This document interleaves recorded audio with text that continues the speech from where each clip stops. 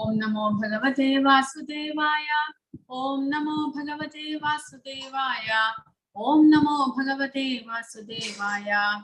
Om Ajnanathmirandasya Ajnananjana Shalakaya Chakshurunmilitam Yena Tasmai Shri Gurave Namaha. Shri Chaitanya Manobhishtam Sthapitam Yena Bhutale Swayam Rupaha Kathamahyam Dadati Swapadantikam. Vandeham Shri Guru Shri Yutapatakamallam Shri Gurun Vaishnavamsha Shri Rupam Sagrajadam Sahagana Raghunathanvitam Tam Sajivam Sadvaitam Savadhutam Parijana Sahitam Krishna Chaitanya Devam Shri Radha Krishna Padan Sahagana Lalita Shri Vishakhanvitam Sha. He Krishna Karuna Sindho Dina Bandho Jagatpate Gopesha Gopika Kanta Radha Kanta Namostute Tapta Kanchana Gaurangi Radhe Vrindavaneshwari Vrishabhanusude Devi Pranamami Haripriye. Vansha Kalpatarubhyascha Kripa Sindubhya Evacha Patitanam Pavanebhyo Vaishnavebhyo Namo Namaha. Namo Om Vishnupadaya Krishna Preshtaya Bhutale Srimate Bhakti Vedanta Swami Niti Namine Namaste Saraswate Deve Gauravani Pracharine Nirvishesha Shunyavadi Pasyatya Desha Tarine. Jaya Sri Krishna Chaitanya Prabhu Nityananda Sri Advaita Gadadhara Srivasadi Gaura Bhakta Vrinda. Hare Krishna Krishna Krishna Hare Hare Hare Rama Rama Rama Hare Hare. Hare Krishna. ISKCON Mangalore അവതരിപ്പിക്കുന്ന 18 ദിവസത്തെ ഭഗവത്ഗീത ക്ലാസ്സിലേക്ക് എല്ലാവർക്കും സ്വാഗതം. ഇന്ന് അധ്യായം 4 ജ്ഞാനയോഗം അല്ലെങ്കിൽ അതീന്ദ്രിയ ജ്ഞാനം എന്നാണ് പേര് ഈ അധ്യായത്തിന്റെ. അതായത് ആധ്യാത്മിക ജ്ഞാനം നമുക്ക് എങ്ങനെ കരസ്ഥമാക്കാം എന്നാണ് ഭഗവാൻ ഈ അധ്യായത്തിലൂടെ നമുക്ക് പറഞ്ഞു തരുന്നത്. കൂടാതെ ആധ്യാത്മിക ജ്ഞാനം അല്ലെങ്കിൽ അതീന്ദ്രിയ ജ്ഞാനം എന്ന് പറഞ്ഞാൽ എന്താണ്? ജ്ഞാനം എന്ന് പറഞ്ഞാൽ അറിവ് എന്നാണ് നമുക്ക് ഒരു എളുപ്പമായിട്ടുള്ള അർത്ഥത്തിൽ പറയാൻ സാധിക്കുന്നത്. ജ്ഞാനം എന്ന് പറഞ്ഞാൽ നോളജ് അല്ലെങ്കിൽ അറിവ് എന്ന് നമ്മൾ മനസ്സിലാക്കണം. പക്ഷെ എന്തിനെ കുറിച്ചുള്ള അറിവ്? അതീന്ദ്രിയമായിട്ടുള്ള ജ്ഞാനം എന്ന് പറയുമ്പോൾ ഭൗതികമായിട്ടുള്ളതല്ലാതെ പിന്നെയോ പരമമായത്, ഏറ്റവും മികച്ചതായത്, സ്പിരിച്വൽ ആയിട്ടുള്ള അറിവിനെയാണ് അതീന്ദ്രിയ ജ്ഞാനം. ഇന്ദ്രിയ എന്ന് പറഞ്ഞാൽ നമ്മുടെ ഈ ഭൗതിക ഇന്ദ്രിയങ്ങൾക്ക് ഗ്രഹിക്കാൻ പറ്റാത്തത്, ഭൗതികമായ ഇന്ദ്രിയങ്ങൾ കൊണ്ട് മലിനമാക്കപ്പെട്ട, ഭൗതികതയിൽ മുഴുകിയിരിക്കുന്ന ഇന്ദ്രിയങ്ങൾ കൊണ്ട് നമുക്ക് ഗ്രഹിക്കാൻ പറ്റാത്തതായ അറിവാണ് അതീന്ദ്രിയ ജ്ഞാനം എന്ന് പറയുമ്പോൾ അതീന്ദ്രിയനായിട്ടുള്ളത് ആരാണ് ഇവിടെ? ഭഗവാൻ. ആദ്യമായിട്ട് ഭഗവാൻ അദ്ദേഹം ഈ ഭൗതിക പ്രപഞ്ചത്തിൽ അവതരിക്കുമ്പോഴും അതീന്ദ്രിയനായിട്ട് തന്നെ ഇരിക്കുന്നു എന്ന് പറഞ്ഞാൽ ആധ്യാത്മികനായിട്ട് തന്നെ ഇരിക്കുന്നു. അപ്പോൾ അദ്ദേഹത്തെ കുറിച്ചുള്ള അറിവ് അതീന്ദ്രിയമായിട്ടുള്ള ജ്ഞാനം എന്ന് പറയാം. രണ്ടാമതായിട്ട് ഈ ഭൗതിക പ്രപഞ്ചത്തിൽ സ്പിരിച്വൽ ആയിട്ടുള്ളത് നമ്മൾ ജീവാത്മാക്കളാണ്, ആധ്യാത്മികരായിട്ടുള്ളത്. കാരണം ഈ ഭൗതിക പ്രകൃതിയുടെ മറ്റൊരിതെല്ലാം തന്നെ ഭൗതികമാണ്. നമ്മുടെ ഈ ശരീരം ഭൗതികമാണ്. ഈ ശരീരത്തിനുള്ളിലുള്ള സൂക്ഷ്മ ശരീരം അതും ഭൗതികമാണ്. പ്രകൃതിയിൽ കാണപ്പെടുന്ന എല്ലാ ശരീരങ്ങളും ഭൗതികമാണ്. 24 മൂലകങ്ങളാൽ ഉണ്ടാക്കപ്പെട്ടിട്ടുള്ളതാണ്. അപ്പോൾ അതിനെ കുറിച്ചുള്ളതല്ല അതീന്ദ്രിയം എന്ന് പറഞ്ഞാൽ ജ്ഞാനം സമ്പാദിക്കുമ്പോൾ അതെല്ലാം നമ്മൾ ഒരുമിച്ച് സമ്പാദിക്കുന്നു. പക്ഷെ അതീന്ദ്രിയമായത് എന്ന് പറയുമ്പോൾ ഇവിടെ ഭഗവാൻ ഈ അധ്യായത്തിലൂടെ നമുക്ക് ഉപദേശിച്ചു തരുന്നത് ഭഗവാനെ കുറിച്ചുള്ള അറിവിനെയാണ് ഭഗവാൻ ഉപദേശിച്ചു തരുന്നത്. അതായത് ഭഗവാൻ പറയുന്നു ജന്മ കർമ്മച്ച മേ ദിവ്യം. ഭഗവാന്റെ ജന്മം, ഭഗവാൻ ഓരോ തവണയും ഇവിടെ അവതരിക്കുന്നതും, കാരണം ഭഗവാൻ അതീന്ദ്രിയനായതുകൊണ്ട്, ആധ്യാത്മികനായതുകൊണ്ട് അദ്ദേഹത്തിന് നമ്മളെ പോലെ ഭൗതികമായ ഒരു ശരീരം സ്വീകരിച്ചിട്ടല്ല അദ്ദേഹം ജനിക്കുന്നത്. അദ്ദേഹത്തിന് ജനനമില്ല. കാരണം ജനനമുണ്ട് എന്നുണ്ടെങ്കിൽ മരണവുമുണ്ട്. പക്ഷെ ഭഗവാൻ ഒരിക്കലും ജനനമോ മരണമോ ഇല്ല. നമ്മൾ ജീവാത്മാക്കൾക്ക് എങ്ങനെയാണോ ജനനവും മരണവും ഇല്ലാത്തത്, അതുപോലെ ഭഗവാനും ജനനവും മരണവും ഒന്നുമില്ല. പിന്നെയോ അതാണ് അദ്ദേഹം പറയുന്നത് ജന്മ കർമ്മച്ചമേ ദിവ്യം. അദ്ദേഹത്തിന്റെ ജനനം എന്നിവിടെ ഉദ്ദേശിക്കുന്നത് ഈ ഭൗതിക പ്രകൃതിയിൽ അദ്ദേഹം വരുമ്പോൾ ശ്രീരാമനായിട്ട്, ശ്രീകൃഷ്ണനായിട്ട്, ബലരാമനായിട്ട്, പരശുരാമനായിട്ട്, വാമനനായിട്ട് എല്ലാം അദ്ദേഹം അവതരിക്കുമ്പോൾ അദ്ദേഹം ഭൗതികരായിട്ടുള്ള ഒരു മാതാവിനെയും പിതാവിനെയും സ്വീകരിച്ചുകൊണ്ടാണ് അവതരിച്ചത്. അപ്പോൾ അദ്ദേഹത്തിന്റെ ആ അവതാരത്തെ നമ്മൾ ചിലപ്പോൾ അദ്ദേഹത്തിന്റെ ജനനം എന്ന് വിളിച്ചേക്കാം. പക്ഷേ എങ്കിലും അത് ജനനമല്ല. നമ്മളെ പോലെ ഭൗതികമായ ഒരു ശരീരം സ്വീകരിച്ചുകൊണ്ട്, കർമ്മഫലത്തിന്റെ അടിസ്ഥാനത്തിൽ ഒരു ഭൗതിക ശരീരം സ്വീകരിച്ചുകൊണ്ടല്ല അദ്ദേഹം ഇവിടേക്ക് വരുന്നത്. കൂടാതെ ഭഗവാൻ പറയുന്നു, കർമ്മ, അദ്ദേഹത്തിന്റെ ലീലകൾ, അദ്ദേഹത്തിന്റെ പ്രവർത്തനങ്ങൾ, അദ്ദേഹം ഓരോ തവണയും അവതരിക്കുമ്പോഴും ചെയ്യുന്ന പ്രവർത്തനങ്ങൾ, അതും എല്ലാം ഭഗവാൻ പറയുന്നു ജന്മ കർമ്മച്ചമേ, അദ്ദേഹത്തിൻ്റെതെല്ലാം ദിവ്യമാണ്. നമ്മളെ പോലെ ഭൗതികമോ അല്ലെങ്കിൽ സാധാരണ പ്രവർത്തികളോ ഒന്നുമല്ല, ദൈവീകമായിട്ടുള്ള പ്രവർത്തികളാണ് അദ്ദേഹം ഓരോ തവണയും അവതരിക്കുമ്പോൾ ചെയ്യുന്നത്. അപ്പോൾ അതെങ്ങനെയാണ് അദ്ദേഹം ആ ഭൗതിക ശരീരത്തിൽ അല്ലെങ്കിൽ അദ്ദേഹം ആധ്യാത്മികമായ ശരീരം കൊണ്ട് എങ്ങനെ ഇവിടെ അവതരിക്കുന്നു, അദ്ദേഹത്തിന്റെ കർമ്മങ്ങളെല്ലാം തന്നെ എങ്ങനെ ദിവ്യമാകുന്നു, ഇതെല്ലാം തന്നെ ഭഗവാന്റെ ഉപദേശങ്ങളിലൂടെ നമുക്ക് മനസ്സിലാക്കാൻ സാധിക്കും. അത് നമ്മൾ മനസ്സിലാക്കുന്നത് നമ്മളെ സ്വയം പരിശുദ്ധരാക്കുന്നു. അതുകൊണ്ടാണ് ഭഗവാന്റെ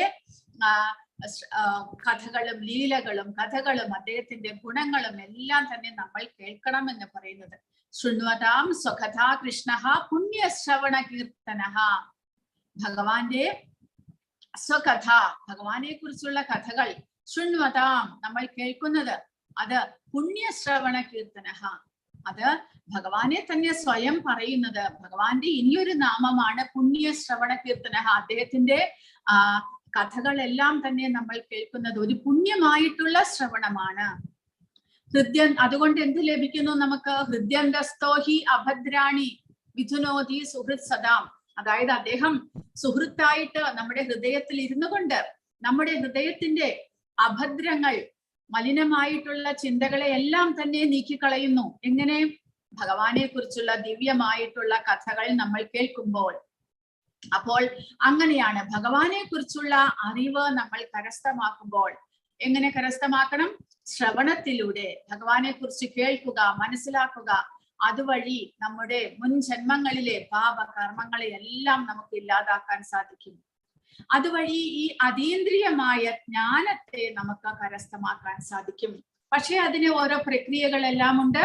അതെല്ലാം ഭഗവാൻ ഈ അധ്യായത്തിലൂടെ പറഞ്ഞു തരുന്നു. കൂടാതെ ഈ ജ്ഞാനം കരസ്ഥമാക്കുന്നത് കൊണ്ട് നമുക്ക് എന്താണ് സംഭവിക്കുന്നത് അതും ഭഗവാൻ പറഞ്ഞു തരുന്നു. അപ്പോൾ ഈ അതീന്ദ്രിയമായ ജ്ഞാനം എന്നുള്ളത് കരസ്ഥമാക്കണമെങ്കിൽ കഴിഞ്ഞ അധ്യായത്തിൽ ഭഗവാൻ പറഞ്ഞതുപോലെ ഭഗവാൻ അതിന് തുടക്കം കുറിച്ചു. കഴിഞ്ഞ അധ്യായത്തിൽ, അതായത് കർമ്മം, നമ്മൾ കർമ്മം ചെയ്ത് പരിശുദ്ധരാകണം എന്ന് ഭഗവാൻ കഴിഞ്ഞ അധ്യായത്തിൽ പറഞ്ഞു. കർമ്മം എന്നുള്ളത് നമ്മൾ ഓരോരുത്തരുടെയും നിയന്ത്രിത കർമ്മങ്ങൾ, അല്ലെങ്കിൽ നമുക്ക് ഓരോരുത്തർക്കും വിധിച്ചിട്ടുള്ള കർമ്മങ്ങൾ നമ്മൾ തീർച്ചയായിട്ടും അനുഷ്ഠിക്കണം. പക്ഷെ അത് ഭഗവത് അർപ്പിതമായിട്ട് ചെയ്യുക വഴി എന്തെല്ലാം 3 കാര്യങ്ങളാണ് ഭഗവാൻ പറഞ്ഞത്. ഒന്നാമതായിട്ട് ഭഗവത് അർപ്പിതമായിട്ട് നമ്മൾ കർമ്മങ്ങൾ ചെയ്യുക. രണ്ടാമതായിട്ട് ഉടമസ്ഥാവകാശ ബോധം അത് ഇല്ലാതിരിക്കുക. കാരണം മിഥ്യാ അഹങ്കാരം അതില്ലാതിരിക്കുക. ഞാനാണ് ഇതെല്ലാം ചെയ്യുന്നത് എന്നുള്ള അഹങ്കാരം അതില്ലാതിരിക്കണം. രണ്ടാമതായിട്ട് ഇതിന്റെ എല്ലാം ഉടമസ്ഥൻ ഞാനാണ് എന്നുള്ള അഹങ്കാരം ഇല്ലാതിരിക്കണം. അത് രണ്ടാമത്. മൂന്നാമതായിട്ട് കർമ്മം എല്ലാം തന്നെ ഭഗവത് സ്മരണയിൽ ചെയ്യുക. അങ്ങനെ 3 കാര്യങ്ങളോടുകൂടി നമ്മൾ കർമ്മങ്ങൾ ചെയ്യുകയാണെങ്കിൽ നമുക്ക് സ്വയം പരിശുദ്ധരാകാനും പിന്നെയോ ഈ ഭഗവാനെ കുറിച്ചുള്ള അറിവ് നമുക്ക് കരസ്ഥമാക്കാനും സാധിക്കും. അതിനാണ് നിഷ്കാമമായിട്ടുള്ള കർമ്മം ചെയ്യണം. ഒന്നാമത്. അതായത് കർമ്മത്തിന്റെ ഫലത്തിൽ ആസക്തി പാടില്ല. രണ്ടാമതായിട്ട് ഞാൻ എന്നുള്ള മിഥ്യ അഹങ്കാരം, അതായത് ഈ ശരീരബോധത്തിലുള്ള അഹങ്കാരം. ഞാൻ എന്നുള്ള അഹങ്കാരം നല്ലതാണ് എപ്പോൾ? അവബോധം പരിശുദ്ധമാകുമ്പോൾ. അവബോധം പരിശുദ്ധമാകുമ്പോൾ ഞാൻ എന്നുള്ള ആത്മാവ് ഭഗവാന്റെ അംശമാണ് എന്നും ഭഗവാന്റെ സേവകനാണ് എന്നുമുള്ള അഹങ്കാരം, അതായത് അഹങ്കാരം എന്ന് പറയുമ്പോൾ നമ്മൾ ഈ മലയാളത്തിൽ അഹങ്കാരം, എന്തൊരു അഹങ്കാരമാണ് അയാൾക്ക് എന്നെല്ലാം പറയും. അതായത് അത് ഒരു നമ്മൾ ഇംഗ്ലീഷിൽ പറയുന്നത് പോലെ പഫ്ഡ് അപ്പ് അല്ലെങ്കിൽ ഭയങ്കരമായിട്ട് ദുരഭിമാനം ഉണ്ടായിരിക്കുക. അതല്ല ഇവിടെ ഉദ്ദേശിക്കുന്നത്. അഹം, ഞാൻ എന്നുള്ള വ്യക്തിയെ കുറിച്ചുള്ള ബോധം. പക്ഷെ അത് ഭൗതിക തലത്തിൽ, ദേഹബോധത്തിൽ ഞാൻ ഈ ദേഹമാണ് എന്നുള്ള ബോധമാണുള്ളത്. അത് തെറ്റായിട്ടുള്ള അഹങ്കാരമാണ്. വാസ്തവത്തിൽ ഭഗവത് അംശവും ഭഗവാന്റെ സേവകനുമാണ് ഞാൻ എന്നുള്ള അഹങ്കാരം, എന്നെ കുറിച്ചുള്ള അറിവ് ഉണ്ട് എന്നുണ്ടെങ്കിൽ അതാണ് ശരിയായിട്ടുള്ള അവബോധം എന്ന് പറയുന്നത്. അപ്പോൾ മിഥ്യാ അഹങ്കാരം, അതാണ് ഭഗവാൻ ഭഗവത്ഗീതയിലൂടെ പറയുന്നത്. മിഥ്യാ അഹങ്കാരം ഇല്ലാതാക്കണം. ഈ ശരീരമാണ് ഞാൻ എന്നുള്ള ചിന്താഗതി ഇല്ലാതാക്കുക. കൂടാതെ കർമ്മം ചെയ്യുന്നതെല്ലാം തന്നെ ഞാനാണ് ചെയ്യുന്നത്, അതുകൊണ്ട് ഇതിന്റെ ഉടമസ്ഥാവകാശ ബോധം അല്ലെങ്കിൽ ഉടമസ്ഥാവകാശം എനിക്കാണ് എന്നുള്ള ചിന്താഗതി, അതും ഇല്ലാതാക്കുക. ഇങ്ങനെയുള്ള 3 പ്രവർത്തികളിലൂടെ അല്ലെങ്കിൽ ചിന്താഗതിയിലൂടെ നമുക്ക് സ്വയം പരിശുദ്ധരാകാൻ സാധിക്കുന്നു. അങ്ങനെ പരിശുദ്ധരായതിനു ശേഷം ഈ അതീന്ദ്രിയമായ ജ്ഞാനം നമുക്ക് കരസ്ഥമാക്കാൻ സാധിക്കും. കാരണം ഭൗതികമായ ഇന്ദ്രിയങ്ങളുടെ ആ പരിമിതമായ പ്രവർത്തനങ്ങളിലൂടെ ഈ ജ്ഞാനം, അതീന്ദ്രിയ ജ്ഞാനം നമുക്ക് കരസ്ഥമാക്കാൻ സാധ്യമല്ല. അതിനു വേണ്ടിയിട്ടാണ് ഭഗവത്ഗീത ദിവസവും വായിക്കൂ എന്ന് പറയുന്നത്. ദിവസവും നമ്മൾ ഭഗവത്ഗീത ശ്ലോകങ്ങൾ വായിക്കുക വഴി നമുക്കൊന്നും മനസ്സിലായില്ലെങ്കിലും വായിച്ചുകൊണ്ടേയിരിക്കുക. കാരണം ഭഗവാന്റെ സ്വയം വാണിയാണ്, ഭഗവാന്റെ തിരുമുഖത്തു നിന്ന് വന്നതാണ്. അത്രയ്ക്കും പവിത്രമാണിത്. അതുകൊണ്ട് അതിന് നമ്മളെ പവിത്രമാക്കാനുള്ള ശക്തിയുണ്ട്. ഭഗവാന്റെ നാമോച്ചാരണവും ഭഗവാനും തമ്മിൽ വ്യത്യാസമില്ല. ഭഗവാന്റെ എല്ലാ നാമങ്ങളും ഭഗവാനും തമ്മിൽ വ്യത്യാസമേ ഇല്ല. നാമത്തിന് ഭഗവാന്റെ എല്ലാ ശക്തിയുമുണ്ട്. കാരണം കലികാലത്ത് ഭഗവാന്റെ നാമോച്ചാരണത്തോടു കൂടി തന്നെ നമുക്ക് പരിശുദ്ധരാകാൻ സാധിക്കുന്നു. കാരണം കലികാലത്തിൽ ഭഗവാൻ തന്റെ നാമത്തിൽ തന്റെ എല്ലാ ശക്തിയും നിക്ഷേപിച്ചിരിക്കുന്നു എന്നാണ് പറയുന്നത്. നാം അകാരി ബഹുദാ നിജ സർവശക്തി എന്ന് ചൈതന്യ മഹാപ്രഭു പറഞ്ഞിരിക്കുന്നു. ഭഗവാന് അനേകം നാമങ്ങളുണ്ട്. ആ നാമങ്ങളിലെല്ലാം തന്നെ ഭഗവാൻ തന്റെ അചിന്ത്യമായിട്ടുള്ള ശക്തിയെ നിക്ഷേപിച്ചിരിക്കുന്നു. അതുവഴി നമ്മൾ ഭഗവാന്റെ നാമം ജപിക്കുക വഴി ആ പവിത്രമായിട്ടുള്ള നാമത്തിന് നമ്മളെയും പവിത്രീകരിക്കുവാനുള്ള കഴിവുണ്ട്. അപ്പോൾ അങ്ങനെ ഈ ഭഗവാനെ കുറിച്ചുള്ള അറിവ് നമുക്ക് കരസ്ഥമാക്കാം. അതുവഴി എന്ത് സംഭവിക്കുന്നു?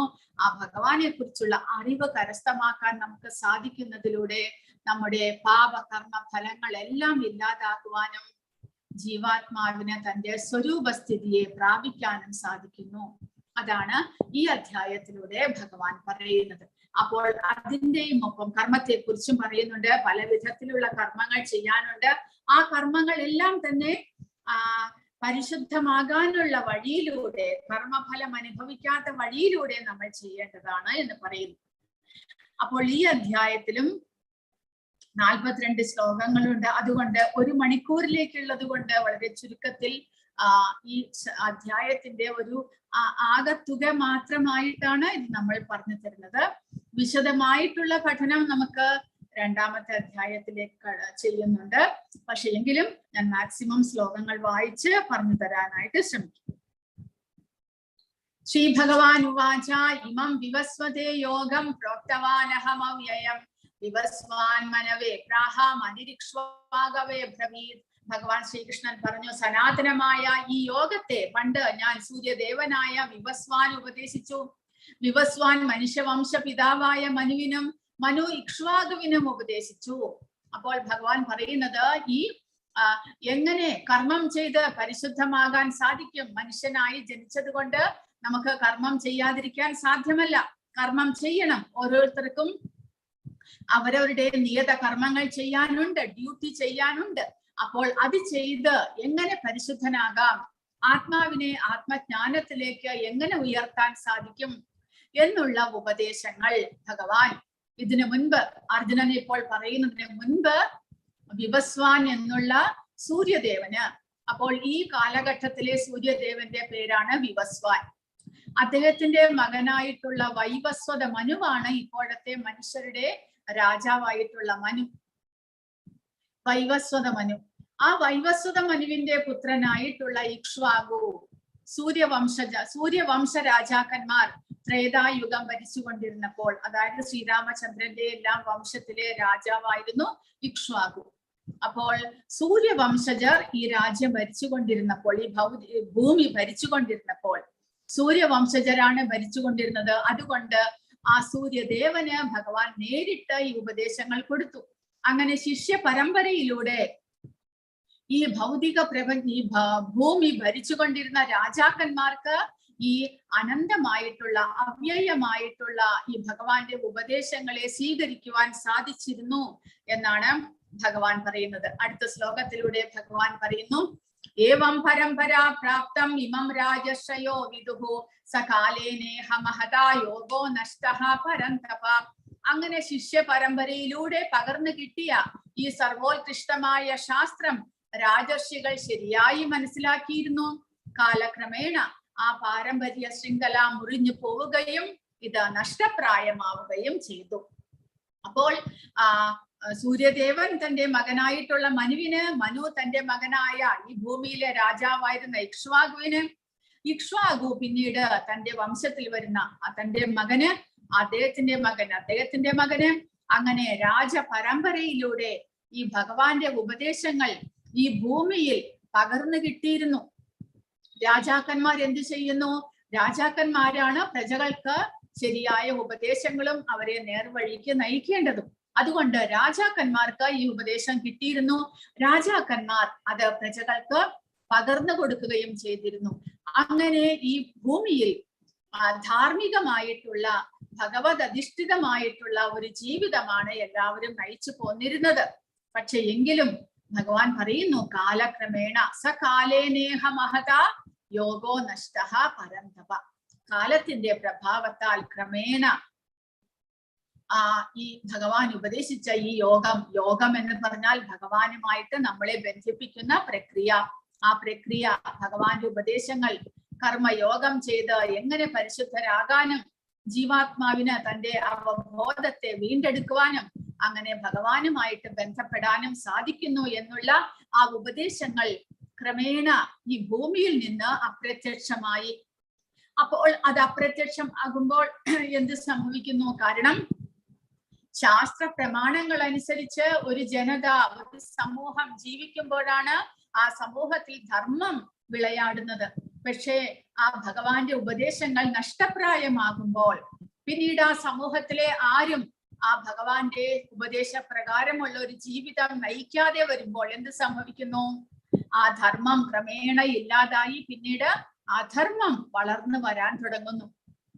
സ്വന്തം ഇഷ്ടപ്രകാരമുള്ള ഒരു ജീവിതം നയിക്കാൻ എല്ലാവരും തുടങ്ങുന്നു. കാരണം ജനങ്ങൾക്ക് കഴിഞ്ഞ അധ്യായത്തിൽ ഭഗവാൻ പറഞ്ഞു, അതായത് ജനങ്ങൾക്ക് മാതൃകയാകേണ്ടത് ആ ഒരു സമൂഹത്തിലെ ശ്രേഷ്ഠന്മാരായിട്ടുള്ള വ്യക്തികളാണ്. അപ്പോൾ രാജഭരണം ഉള്ളപ്പോൾ രാജാവ് എങ്ങനെയാണോ ജീവിക്കുന്നത് അതുപോലെ ജനങ്ങളും ജീവിക്കുന്നു. രാജാവ് ധർമ്മിഷ്ഠനാണെങ്കിൽ ജനങ്ങളും ധർമ്മിഷ്ഠരായിരിക്കും. അപ്പോൾ അതിനു വേണ്ടിയിട്ട് ഭഗവാന്റെ ഉപദേശങ്ങൾ പരമ്പരയാൽ ഓരോ രാജാക്കന്മാരും സ്വീകരിച്ചു വന്നുകൊണ്ടിരുന്നു. പക്ഷേ അത് നഷ്ടമാകുമ്പോൾ എന്ത് സംഭവിക്കുന്നു? രാജാവിന് എങ്ങനത്തെ ജീവിതം നയിക്കണം, എങ്ങനെ രാജ്യം ഭരിക്കണം, പ്രജകളെ എങ്ങനെ ധർമ്മത്തിൽ അധിഷ്ഠിതമായിട്ട് കൊണ്ടുപോകണം എന്നുള്ള അറിവില്ലാതെ വരുമ്പോൾ എന്ത് സംഭവിക്കുന്നു? സ്വയം അദ്ദേഹവും അധർമ്മികയായിട്ട് മാറുന്നു, പിന്നെയോ ജനങ്ങളും അധർമ്മികളായിട്ട് മാറുന്നു.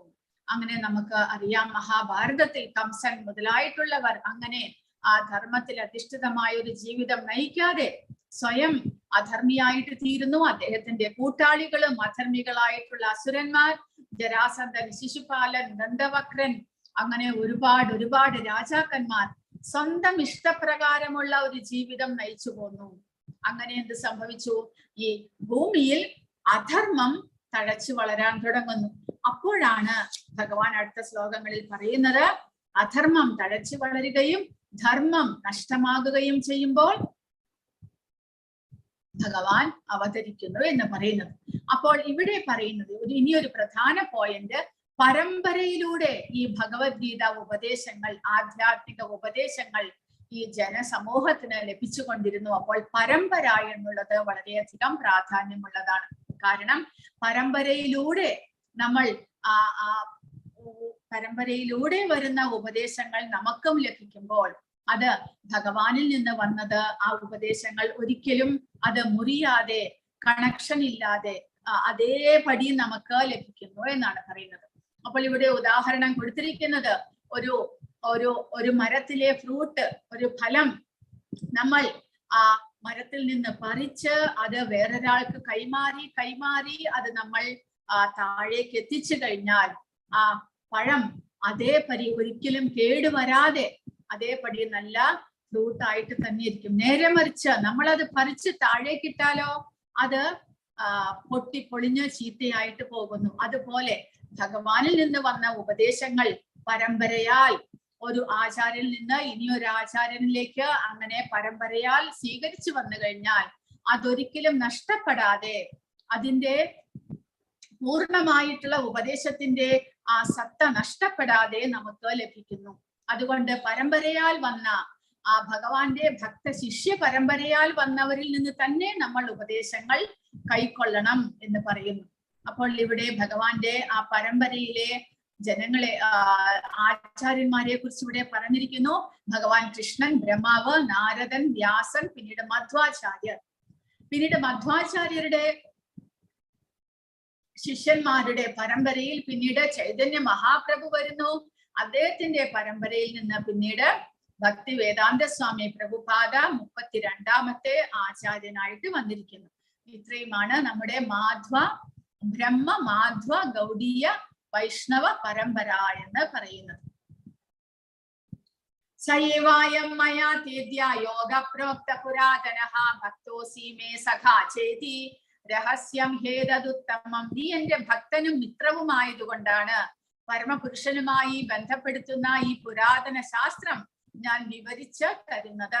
അതുകൊണ്ട് അതീന്ദ്രിയമായ ഈ ഗുപ്തജ്ഞാനം ഗ്രഹിക്കാൻ നിനക്ക് കഴിവുണ്ട്. അപ്പോൾ ഭഗവാൻ പറയുന്നു, അങ്ങനെ ഞാൻ ഇതിനു മുൻപ് ഇതെല്ലാം വിവസ്വാന് പറഞ്ഞു കൊടുത്തിരുന്നു. അത് പക്ഷേ ആ രാജവംശ പരമ്പരയിലൂടെ പകർന്നു വന്നുകൊണ്ടിരുന്നതാണ്. പക്ഷെ അത് എപ്പോഴോ ഒരു സമയത്ത് അത് മുറിഞ്ഞുപോയി. ആ ആധ്യാത്മിക ജ്ഞാനം പകർന്നു വന്നുകൊണ്ടിരുന്നത് മുറിഞ്ഞുപോയി. ഇപ്പോൾ ഞാനത് വീണ്ടും നിനക്ക് ഉപദേശിക്കുകയാണ്. കാരണം അർജുനൻ ഭഗവാന്റെ ഭക്തനും സുഹൃത്തുമായതുകൊണ്ട് ഭക്തന്മാരുടെ മനസ്സും ഇന്ദ്രിയങ്ങളും എല്ലാം തന്നെ ഭഗവാനെ കുറിച്ചുള്ള ചിന്തയിൽ പരിശുദ്ധമായിരിക്കും. അതുകൊണ്ട് ഭഗവാന്റെ ഉപദേശങ്ങളെ അതേപടി സ്വീകരിക്കാനായിട്ട് ഭക്തന്മാർക്ക് സാധിക്കുന്നു. അപ്പോൾ അതുകൊണ്ട് ഭഗവാൻ തന്നെ സ്വയം പറയുന്നത് അതീന്ദ്രിയമായ ഈ ഗുപ്തജ്ഞാനം ഗ്രഹിക്കാൻ നിനക്ക് കഴിവുണ്ട്. കാരണം അർജുനൻ ഭക്തനാണ്. ഭഗവത് ഭക്തനായതുകൊണ്ട് പരിശുദ്ധമായിട്ടുള്ള പവിത്രമായിട്ടുള്ള ഇന്ദ്രിയങ്ങളായിരിക്കും അർജുനന്റേതും. അതുകൊണ്ട് വളരെ എളുപ്പത്തിൽ ഭഗവാന്റെ ഉപദേശങ്ങളെ സ്വീകരിക്കാൻ സാധിക്കും. അപ്പോൾ അർജുനന് സംശയം വരികയാണ്. കാരണം അർജുനന് സംശയം വന്നതിന്റെ ഉദ്ദേശം ഭഗവാൻ പ്രഭുപാദ ഇവിടെ പറയുന്നുണ്ട്. കാരണം ഭഗവാനിൽ വിശ്വാസമില്ലാത്തവർക്ക് ഭഗവാൻ ശ്രീകൃഷ്ണനെ ഭഗവാനായി സ്വീകരിക്കാൻ ഇഷ്ടപ്പെടാത്ത അസുരന്മാർക്ക് വേണ്ടി അർജുനൻ ഇങ്ങനെ ചോദിക്കുന്നു. കാരണം അല്ലെങ്കിൽ ഈ ഭഗവത്ഗീതയിൽ ഈ ഒരു ചോദ്യം അർജുനൻ ചോദിച്ചിരുന്നില്ലെങ്കിൽ ഈ കലികാലത്ത് എല്ലാവരും അസുര സ്വഭാവികളായിട്ടുള്ളവരായ എല്ലാവരും പറയും, ഭഗവാൻ വിവസ്വാൻ സൂര്യ ഭഗവാന്റെ ഉത്ഭവം വേറെ എപ്പോഴോ യുഗത്തിലാണ്, ഭഗവാൻ ദ്വാപര യുഗത്തിലാണ് അവതരിച്ചത്. എങ്ങനെ ഭഗവാൻ വിവസ്വാൻ ഉപദേശിച്ചു എന്ന് സാധാരണ ജനങ്ങൾ ചോദിക്കും. അപ്പോൾ ആ ഒരു ചോദ്യം വരാതിരിക്കാൻ ഭഗവാൻ കൃഷ്ണനെ എല്ലാവരും വിശ്വസിക്കാൻ വേണ്ടിയിട്ട് അർജുനൻ സ്വയം ഈ ഒരു ചോദ്യം ചോദിക്കുകയാണ്. അങ്ങനെ ഭഗവാനിൽ നിന്ന് തന്നെ ഈ പ്രശ്നത്തിന്റെ സമാധാനം ഉണ്ടാകാനായിട്ട്. അർജുന വാച അപരം ഭവതോ ജന്മ പരം ജന്മ വിവസ്വതഃ കഥമേതദ്വിജാനീയാം ത്വമാദൗ പ്രോക്തവാനിതി. അർജുനൻ പറഞ്ഞു, വിവസ്വാൻ എന്ന സൂര്യദേവൻ അങ്ങയേക്കാൾ വളരെ മുൻപ് ജനിച്ചെന്നിരിക്കെ അങ്ങ് അദ്ദേഹത്തിന് ഉപദേശം നൽകി എന്ന് പറയുന്നത് ഞാൻ എങ്ങനെയാണ് മനസ്സിലാക്കുന്നത്? അപ്പോൾ ത്രേതായുഗത്തിന് മുന്നേ വിവസ്വാൻ ഉത്ഭവം ഉണ്ടായിട്ടുണ്ട്. അപ്പോൾ ആ വിവസ്വാൻ എങ്ങനെയാണ് ഭഗവാൻ കൃഷ്ണൻ ഉപദേശിക്കുന്നത്? കൃഷ്ണൻ ദ്വാപര യുഗത്തിലല്ലേ അവതരിച്ചത്. അതുകൊണ്ട് അതെങ്ങനെയാണ് സംഭവമാക്കുക? അപ്പോൾ ഇത് അർജുനന്റെ സംശയമല്ല. അർജുനൻ ഇനി വരുന്ന യുഗത്തിലെ ജനങ്ങൾക്ക് സംശയമില്ലാതിരിക്കാൻ വേണ്ടിയിട്ട് സ്വയം ചോദ്യം ചോദിക്കുന്നു ഭഗവാനിൽ നിന്ന് ഉത്തരത്തിന് വേണ്ടിയിട്ട്. ശ്രീ ഭഗവാൻ ഉവാച ബഹൂനി മേ വ്യതീതാനി ജന്മാനി തവ ചാർജുന താന്യഹം വേദ സർവാണി നത്വം വേദ പരന്തപ. ഭഗവാൻ പറഞ്ഞു, എനിക്കും നിനക്കും എണ്ണമറ്റ ജന്മങ്ങൾ കഴിഞ്ഞു പോയിരിക്കുന്നു. എനിക്ക് അതെല്ലാം ഓർമ്മിക്കാൻ കഴിയും, നിനക്ക് അത് സാധ്യമല്ല. അപ്പോൾ ഇവിടെ ഭഗവാൻ അതീന്ദ്രിയനായിട്ടുള്ള ഭഗവാനായിട്ടും അർജുനൻ നമ്മളെ പോലെയുള്ള ഒരു ജീവസത്തയുമായിട്ട്, അതായത് ഭഗവത് അംശമായ ജീവാത്മാവായിട്ടുമാണ് നിൽക്കുന്നത്. അതുകൊണ്ട് ഭഗവാൻ പറയുന്നു, എനിക്കും നിനക്കും, അതായത് ഭഗവാനും ജീവാത്മാവായിട്ടുള്ള അർജുനനും അനേകം ജന്മങ്ങൾ കഴിഞ്ഞു പോയിരിക്കുന്നു. അതായത് ഭഗവാൻ ഓരോ തവണയും അവതരിക്കുമ്പോഴും ഭഗവാന്റെ സുഹൃത്താണ് അർജുനനും ഭഗവാനോടൊപ്പം പല വേളകളിലും അവതരിച്ചിട്ടുണ്ട്. അപ്പോൾ ഭഗവാൻ അങ്ങനെ പറയുന്നത് അതുകൊണ്ടാണ്. ഒരുപാട് ജന്മങ്ങൾ നമ്മളെല്ലാം രണ്ടുപേരും എടുത്തിട്ടുണ്ട്. പക്ഷെ എനിക്ക് അതെല്ലാം ഓർക്കാൻ കഴിയുന്നു. കാരണം അദ്ദേഹം ഭഗവാനായതുകൊണ്ട് അദ്ദേഹത്തിന് അതെല്ലാം ഓർക്കാൻ സാധിക്കുന്നു. എന്നാൽ ജീവാത്മാവായിട്ടുള്ള അർജുനനെ ഓർക്കാൻ സാധിക്കുന്നില്ല. കാരണം എന്താണ്? നമ്മൾ ജീവാത്മാക്കൾ ഒരു ശരീരം വിട്ട് വേറൊരു ശരീരത്തിലേക്ക് പ്രവേശിക്കുമ്പോൾ ആ കഴിഞ്ഞ ശരീരത്തെ കുറിച്ചുള്ള ഓർമ്മകൾ എല്ലാം തന്നെ മാഞ്ഞു പോകുന്നു. ജീവാത്മാവിന് നമുക്ക് ഇപ്പോൾ ഒന്നും ഓർക്കാൻ സാധിക്കുന്നില്ല.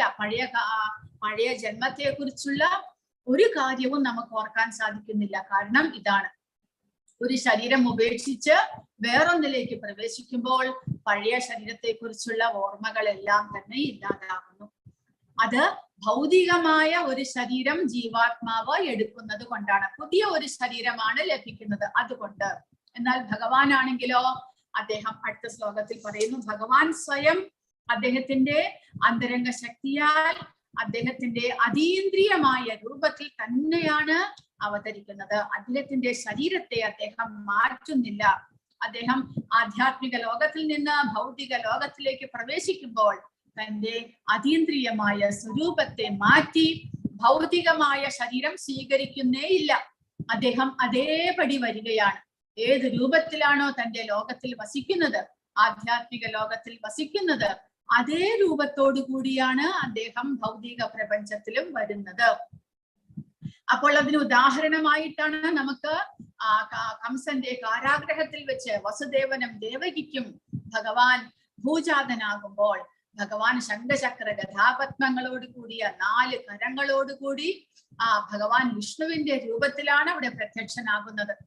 പിന്നീട് മാതാപിതാക്കളുടെ അപേക്ഷ പ്രകാരം അദ്ദേഹം ഒരു സാധാരണ കുഞ്ഞായിട്ട് രൂപം മാറുകയാണ് ചെയ്യുന്നത്. അതുപോലെ ഭാഗവതത്തിൽ കൊടുത്തിരിക്കുന്നു, വാമന അവതാരത്തിലും കശ്യപന്റെയും അതിഥിയുടെയും മകനായിട്ട് വാമനൻ ജനിക്കുന്നു. ഭഗവാൻ വിഷ്ണു അവതരിക്കുകയാണ്. പക്ഷേ ഭഗവാൻ അവതരിക്കുന്ന സമയത്ത് തുടക്കത്തിൽ അദ്ദേഹം ശ്യാമവർണ്ണനായി മഞ്ഞ പട്ടുടുത്ത് ശംഖചക്ര ഗദാപത്മങ്ങളോടുകൂടി ആടയാഭരണങ്ങളെല്ലാം അണിഞ്ഞ് കിരീടമണിഞ്ഞ് അദ്ദേഹം പ്രത്യക്ഷപ്പെടുന്നു. പിന്നീട് ഒരു നിമിഷ നേരം കൊണ്ട്, എങ്ങനെയാണോ ഒരു തിരശീലയ്ക്ക് പിന്നിൽ ഒരു നാടകമോ സിനിമയോ വരുമ്പോൾ ഒരു തിരശീലയ്ക്ക് പിന്നിൽ അവർ വേഷം മാറുന്നത്, അതുപോലെ ഒരു നിമിഷ നേരം കൊണ്ട് അദ്ദേഹം ഒരു ബ്രാഹ്മണ വധുവായിട്ട്, ബ്രാഹ്മണ കുമാരനായിട്ട് അദ്ദേഹം മാറുന്നു.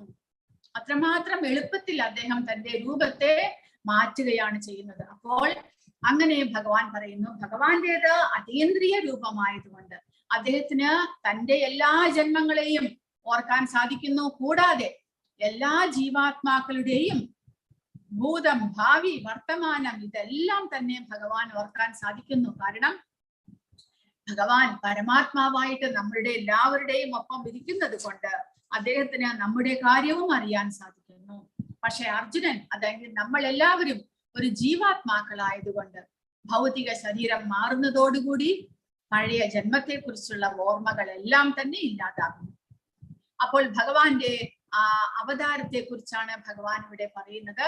അജോബിസൻ അവ്യയാത്മാ ഭൂതാനാം ഈശ്വരോബിസൻ പ്രകൃതിം സ്വാമധിഷ്ഠായ സംഭവാമ്യാത്മമായയാ.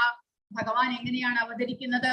ഭഗവാന് ജന്മമില്ല, അജഹ, ഭഗവാൻ അജനാണ്, അദ്ദേഹത്തിന് ജന്മമേ ഇല്ല. നമ്മളെ പോലെ ഒരു ഭൗതിക ശരീരം സ്വീകരിച്ച് അദ്ദേഹം വരുന്നില്ല.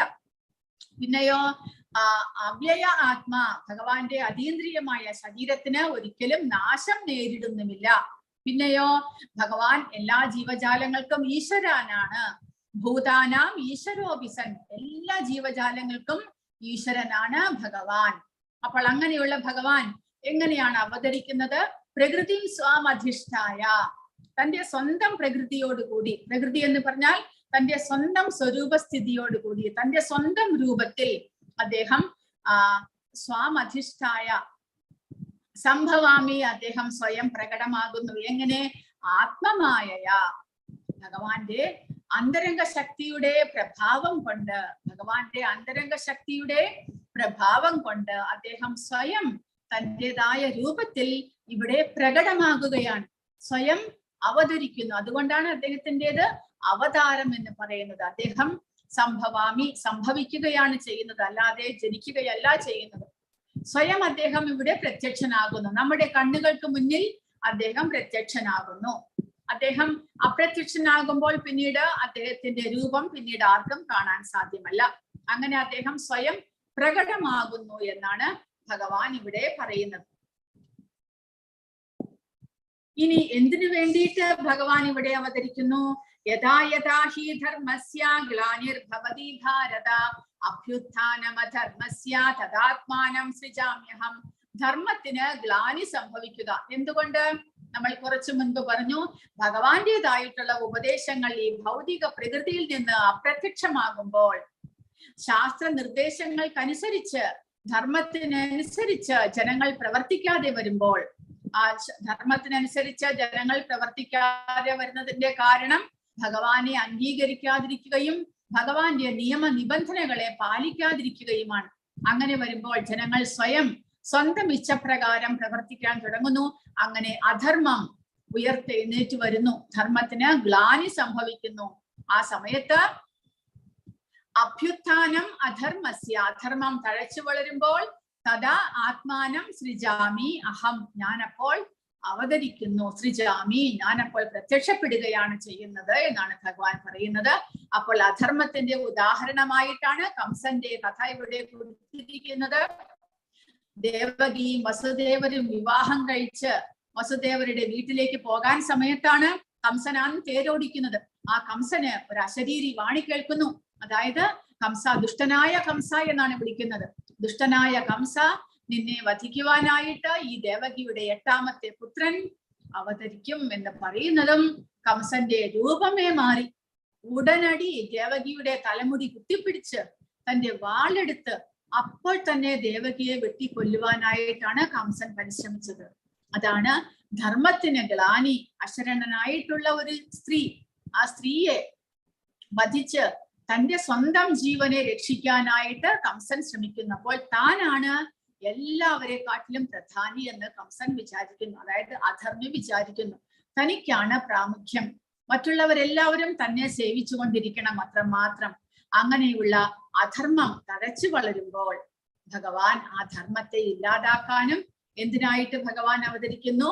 പരിത്രാണായ സാധൂനാം വിനാശായ ച ദുഷ്കൃതാം ധർമ്മ സംസ്ഥാപനാർത്ഥായ സംഭവാമി യുഗേ യുഗേ. ഓരോ യുഗം തോറും ഭഗവാൻ അവതരിക്കുന്നു എന്നാണ് പറയുന്നത്. ഓരോ യുഗത്തിലും ഇങ്ങനെ സംഭവിക്കും. കുറെ നാൾ ഭഗവാന്റെ ഉപദേശങ്ങൾ ആ സമൂഹത്തിൽ ഉണ്ടായിരിക്കും. ആ ഉപദേശങ്ങൾ ഉണ്ടായിരിക്കുന്ന കാലത്തോളം സമൂഹം ധർമ്മത്തിൽ അധിഷ്ഠിതമായിട്ട് പ്രവർത്തിക്കും. എപ്പോഴാണോ ആരെങ്കിലും ഭഗവാന്റെ ഉപദേശങ്ങളെ വളച്ചൊടിച്ച് വിവരിക്കുന്നത്, അതുകൊണ്ടാണ് ശിഷ്യ പരമ്പരയിലെ ഉപദേശങ്ങൾ നമ്മൾ കേൾക്കണം എന്ന് പറയുന്നത്. കാരണം ശിഷ്യ പരമ്പരയിൽ അല്ലാത്തവർ എന്ത് ചെയ്യും? ഭഗവാന്റെ ഉപദേശങ്ങളെ തന്നിഷ്ടപ്രകാരം മാറ്റി പറയുന്നു. അങ്ങനെ ആ ഉപദേശങ്ങൾ ഈ പ്രകൃതിയിൽ നിന്ന് അപ്രത്യക്ഷമാകുന്നു, നഷ്ടമാകുന്നു.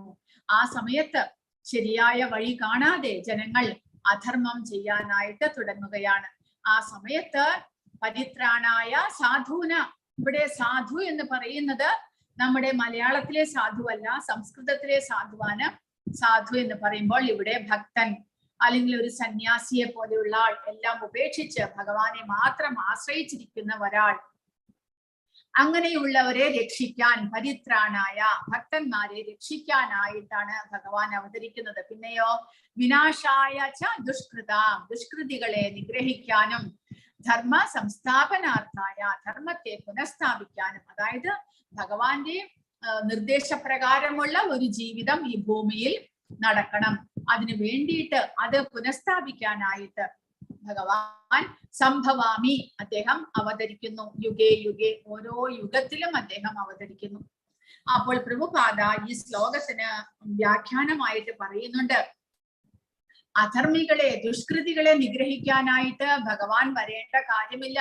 ഒരു സുനാമിയോ ഒരു ഭൂകമ്പമോ അതുപോലെയുള്ള ഒരു ഭയങ്കര അതിവൃഷ്ടിയോ വെള്ളപ്പൊക്കമോ ചുഴലിക്കാറ്റോ ഇതെല്ലാം വരുമ്പോൾ തന്നെ ഒരുപാട് പേർ മരിച്ചു പോകുന്നുണ്ട്. അപ്പോൾ ഭഗവാന്റെ പ്രകൃതി എന്നുള്ളത് ഭഗവാന്റെ ശക്തിയാണ്, എനർജിയാണ്. ആ പ്രകൃതിക്ക് ഈ നമ്മളെ പോലുള്ള സാധാരണ ജനങ്ങളെ, അസുര സ്വഭാവികളായിട്ടുള്ളവരെ നിഗ്രഹിക്കാനായിട്ട് സാധിക്കും ഇല്ല എന്നൊന്നുമില്ല. പിന്നെ അപ്പോൾ അങ്ങനെയാണെങ്കിൽ ഭഗവാൻ അവതരിക്കുന്നതിന്റെ പ്രധാന കാര്യം പരിത്രാണായ സാധൂന, ഭഗവാനെ മാത്രം വിശ്വസിച്ചു കൊണ്ടിരിക്കുന്ന ഭഗവാന്റെ ഭക്തന്മാരെ സംരക്ഷിക്കാൻ. അപ്പോൾ ഉദാഹരണമായിട്ട് പ്രഹ്ലാദകുമാരനെ തന്നെ എടുക്കാം. ഹിരണ്യകശിപു ആ പ്രഹ്ലാദനെ ഒരുപാട് തവണ സ്വന്തം അച്ഛനായിട്ട് കൂടെ ഒരുപാട് തവണ വധിക്കാനായിട്ട് പരിശ്രമിച്ചു. പക്ഷെ ആ പ്രഹ്ലാദൻ സ്വയം ഭഗവാന്റെ ആ ഭക്തിയിൽ ഉറച്ചു നിന്നുകൊണ്ട്, ഭഗവാന്റെ നാമജപം പറഞ്ഞുകൊണ്ട് ആ ഭഗവാൻ തന്നെ സംരക്ഷിക്കും എന്നുള്ള ഉറച്ച വിശ്വാസത്തോടു കൂടി നിന്നിരുന്നത് കൊണ്ട് എന്ത് സംഭവിച്ചു? അവസാനമായിട്ട് ഹിരണ്യകശിപു ചോദിക്കുന്നത്, നിന്റെ ഭഗവാൻ എവിടെ? എനിക്ക് ആ ഭഗവാനെ നേരിട്ട് കാണണം, നിന്റെ വിഷ്ണുവിനെ എനിക്ക് നേരിട്ട് കാണണം, അദ്ദേഹം എവിടെയുണ്ട് എനിക്ക് കാണിച്ചു തരാനാണ് പ്രഹ്ലാദനോട് ഹിരണ്യകശിപു പറയുന്നത്. ആ സമയത്ത് ആ തൂണിന്റെ ഉള്ളിലും ഭഗവാനുണ്ട്, എല്ലാ ചരാചരങ്ങളിലും ഭഗവാനുണ്ട് എന്ന് പറയുമ്പോൾ ആ ഹിരണ്യകശിപു തന്റെ വാളുകൊണ്ട് ആ തൂണിനെ വെട്ടുകയും അതിൽ നിന്ന് ആ പ്രഹ്ലാദന്റെ വാക്കിനെ സത്യമാക്കാനായിട്ട് ഭഗവാൻ പ്രത്യക്ഷപ്പെടുകയും ചെയ്യുന്നു. അപ്പോൾ പരിത്രാണായ സാധൂന, ഭഗവാൻ അതിനായിട്ടാണ് അവതരിക്കുന്നത്. തന്റെ ഭക്തന്മാർക്ക് താൻ മാത്രമേ ശരണാഗതിയുള്ളൂ എന്ന് മനസ്സിലാക്കിക്കൊണ്ട്, പിന്നെയോ ആ ഭക്തന്മാരുടെ മനസ്സിൽ ഭഗവാനോടുള്ള വിശ്വാസത്തിനെ ഉറപ്പിക്കുവാനായിട്ട്, എന്ത് ആപത്ത് വന്നാലും താനുണ്ട് രക്ഷയ്ക്ക് എന്നവർക്ക് ഒരു ഉറപ്പ് വരുത്താനായിട്ട് ഭഗവാൻ പറയുന്നു. അങ്ങനെ ദുഷ്കർമ്മികൾ വർദ്ധിച്ചു വരികയും സമൂഹത്തിൽ അധർമ്മം വർദ്ധിച്ചു വരികയും ഭക്തന്മാർക്ക് നിലനിൽപ്പില്ലാതെയാകുകയും ചെയ്യുമ്പോൾ അവരെ സംരക്ഷിക്കാനായിട്ട് ഭഗവാൻ സ്വയം അവതരിക്കുന്നു എന്നാണ് പറയുന്നത്. അങ്ങനെ ഭഗവാൻ യുഗേ യുഗേ, ഓരോ യുഗത്തിലും ഭഗവാൻ അവതരിക്കുന്നു. അപ്പോൾ അതുപോലെ ഈ കലിയുഗത്തിൽ 500 വർഷങ്ങൾക്ക് മുൻപ് ഭഗവാൻ സ്വയം ഭക്തനായിട്ട് അവതരിച്ചു. അതാണ് ചൈതന്യ മഹാപ്രഭു. 500 വർഷങ്ങൾക്ക് മുൻപ് ബംഗാളിൽ നദിയ എന്നുള്ള ഗ്രാമത്തിൽ സ്വയം ഭഗവാൻ ഭക്തനായിട്ട് അവതരിക്കുന്നു. കാരണം ഭഗവത്ഗീതയിലൂടെ ഭഗവാൻ പറഞ്ഞ ഉപദേശങ്ങളെ നേരിട്ട് സ്വയം പരിശീലിച്ച് കാണിച്ചു കൊടുക്കാനും, ഈ കലികാലത്തെ ജനങ്ങൾക്ക് അങ്ങനെ സ്വയം എങ്ങനെ ഉദ്ധരിക്കാം, സ്വയം എങ്ങനെ ഭഗവാന് ശരണാഗതനാകാം എന്ന് കാണിച്ചു കൊടുക്കാനായിട്ട് സ്വയം ഭക്തനായി അദ്ദേഹം അവതരിക്കുകയാണ് ചെയ്തത്. അപ്പോൾ ഇവിടെ അദ്ദേഹം തന്റെ ഒരു ഭക്തന് കാണിച്ചു കൊടുത്തതാണ്, താൻ തന്നെയാണ് ശ്രീരാമചന്ദ്രൻ, താൻ തന്നെയാണ് കൃഷ്ണൻ. ഇപ്പോൾ ഈ കലിയുഗത്തിൽ ഞാൻ ഭക്തനായിട്ട് ഒരു സന്യാസിയായിട്ട് അവതരിച്ചിരിക്കുന്നു. ഭക്തി പ്രസ്ഥാനം പ്രചരിപ്പിക്കുവാനായിട്ട്. അപ്പോൾ ശ്രീരാമചന്ദ്രന്റെയും ശ്രീകൃഷ്ണന്റെയും ഒരു സന്യാസിയുടെയും രൂപമെടുത്ത അദ്ദേഹം ഷഡ്ഭുജധാരിയായിട്ട് 6 കൈകളോടുകൂടി പ്രത്യക്ഷനായി. ഭഗവാൻ കൃഷ്ണന്റെ ഓടക്കുഴലും ശ്രീരാമചന്ദ്രന്റെ അമ്പും വില്ലും പിന്നീട് സന്യാസിയുടെ ദണ്ഡും കമണ്ഡലവും പിടിച്ചുകൊണ്ട് അദ്ദേഹം പ്രത്യക്ഷനായ ഒരു ഭക്തന് തന്റെ അവതാരത്തെ കാണിച്ചു കൊടുക്കുകയുണ്ടായി. അപ്പോൾ ചൈതന്യ മഹാപ്രഭു ഇതുപോലെ അദ്ദേഹം ബാക്കിയുള്ള അവതാരങ്ങളിലെല്ലാം തന്നെ ഭഗവാൻ ആയുധമെടുക്കുന്നുണ്ട്. പക്ഷേ ഈ അവതാരത്തിൽ അദ്ദേഹം ഹരേ കൃഷ്ണ എന്നുള്ള ഭഗവാന്റെ തിരുനാമ ജപമാണ് ആയുധമായിട്ട് എടുക്കുന്നത്. ആ നാമം, ഭഗവാന്റെ തിരുനാമം ജപിക്കുന്നവരുടെ എല്ലാ പാപ കർമ്മ ഫലങ്ങളെയും ഇല്ലാതാക്കാനായിട്ട് സാധിക്കുമെന്ന് അദ്ദേഹം അനുഗ്രഹം തന്നിരിക്കുന്നു. അങ്ങനെ ഭഗവാൻ ഇവിടെ പറയുന്നത് ഭഗവാന്റെ അവതാരങ്ങളും കർമ്മങ്ങളും എല്ലാം തന്നെ ദിവ്യമാണ്. അത് നമ്മൾ മനസ്സിലാക്കിയാൽ എന്ത് സംഭവിക്കുന്നു? പിന്നീട് പുനർജന്മം ഉണ്ടാകുന്നില്ല. ജന്മകർമ്മചമേ ദിവ്യം ഏവം യോ വേത്തി തത്വതഃ ത്യക്ത്വാ ദേഹം പുനർജന്മ നൈതി മാമേതി സോർജുന. എന്റെ ജനനത്തിന്റെയും പ്രവർത്തികളുടെയും അതീന്ദ്രിയ സ്വഭാവം ഗ്രഹിച്ചവർ മരണശേഷം വീണ്ടും ഭൗതിക ലോകത്തിൽ പിറക്കുന്നില്ല. അവർ ശാശ്വതമായ എന്റെ ലോകത്തിലേക്ക് എത്തുന്നു. അപ്പോൾ ഭഗവാനെ കുറിച്ച് നമ്മൾ മനസ്സിലാക്കണം. അതാണ് അതീന്ദ്രിയമായ ജ്ഞാനം എന്ന് പറയുന്നത്. കാരണം ഭഗവാൻ സ്വയം അതീന്ദ്രിയനാണ്. അദ്ദേഹത്തെ കുറിച്ചുള്ള അറിവും അതീന്ദ്രിയമാണ്. അതിനെ ആര് ഗ്രഹിക്കുന്നുവോ, ശരിയായ അർത്ഥത്തിൽ മനസ്സിലാക്കുന്നുവോ, അവർക്ക് പിന്നീട് ജന്മമില്ല എന്നാണ് ഭഗവാൻ പറയുന്നത്. അവർ നേരിട്ട് ഭഗവാന്റെ ധാമത്തിലേക്ക് എത്തപ്പെടുന്നു. അപ്പോൾ ഇവിടെ കൊടുത്തിരിക്കുന്നത് ഭഗവാന്റെ ദാമോദര ലീല. ഭഗവാന്റെ വികൃതി കൂടിക്കൂടി വരുന്നു എന്ന് മനസ്സിലാക്കിയിട്ട് യശോദ ഭഗവാനെ ഉരലിലേക്ക് കെട്ടിയിടുകയാണ്. കെട്ടിയിടുമ്പോൾ എല്ലാവരും കേട്ട് കാണും, ഭഗവാനെയാണ് കെട്ടുന്നത്. പക്ഷേ യശോദയ്ക്ക് കൃഷ്ണൻ തന്റെ കൊച്ചു മകൻ മാത്രമാണ്. ആ സ്നേഹത്തിലും ആ പ്രീതിയിലും പിന്നീട് ഭഗവാൻ സ്വയം യശോദയ്ക്ക് തന്നെ കെട്ടുവാനായിട്ട് നിന്നു കൊടുക്കുകയാണ് ചെയ്യുന്നത്. ആദ്യം യശോദയെ അമ്പരിപ്പിക്കുവാനായിട്ട് ഭഗവാൻ യശോദ എത്രമാത്രം കയറെടുത്താലും 2 ചാൺ നീളം കുറഞ്ഞു കാണിക്കുന്നു. അപ്പോൾ വീട്ടിലെ കയറുകളെല്ലാം എടുത്ത് യശോദ കെട്ടിനോക്കി. പക്ഷേ അറ്റമെത്തുമ്പോൾ 2 ചാൺ കുറവാകുന്നു. അങ്ങനെ കുറെ അധികം സമയമായി തന്റെ അമ്മ ക്ഷീണിക്കുന്നു. അമ്മയ്ക്ക് പിന്നീട് ഇത് ചെയ്ത് അമ്മയ്ക്ക് അവശയാകുന്നു എന്ന് മനസ്സിലായപ്പോൾ ഭഗവാൻ സ്വയം അനുവദിക്കുന്നു. അമ്മ തന്നെ കെട്ടിക്കൊള്ളട്ടെ എന്ന് പറയുന്നുണ്ട്. കെട്ടിയിടാനായിട്ട് ഭഗവാൻ അമ്മയെ അനുവദിക്കുകയാണ് ചെയ്യുന്നത്. അതാണ് യശോദയുടെ സ്നേഹം, പ്രീതി, വാത്സല്യം അത്രമാത്രം ഭഗവാൻ ആസ്വദിക്കുന്നു എന്നാണ് പറയുന്നത്. അങ്ങനെ ആ ദാമോദര ലീലയെ കുറിച്ചാണ് ഇവിടെ പറയുന്നത്. ഒരു ദിവസം ഉണ്ണിക്കണ്ണൻ ഉറങ്ങിക്കിടക്കുന്ന സമയത്താണ് അമ്മ പുറത്ത് തൈര് കടഞ്ഞുകൊണ്ടിരിക്കുന്നു. ഭഗവാൻ എണീറ്റ് വന്ന് അമ്മയോട് തനിക്ക് പാൽ വേണമെന്ന് ആവശ്യപ്പെടുകയാണ്. പാല് കുടിച്ചുകൊണ്ടിരിക്കുമ്പോഴാണ് യശോദ അടുപ്പത്ത് വെച്ചിരിക്കുന്ന പാല് തിളച്ചു പോകുന്നത്. യശോദയ്ക്ക് ശബ്ദം കേൾക്കുന്നത്. ഭഗവാനെ അവിടെ നിലത്തിരുത്തിയിട്ട് യശോദ വേഗം അടുക്കളയിലേക്ക് ഓടുന്നു. അത് ഉണ്ണിക്കണ്ണന് ഇഷ്ടമായില്ല. തന്നേക്കാൾ അമ്മയ്ക്ക് അടുപ്പത്തിരിക്കുന്ന പാലിനാണോ മുഖ്യം എന്ന് വിചാരിച്ച് ദേഷ്യം വന്ന് അവിടെ കലത്തിലിരുന്ന തൈരെല്ലാം ഉടച്ചു കളയുന്നു.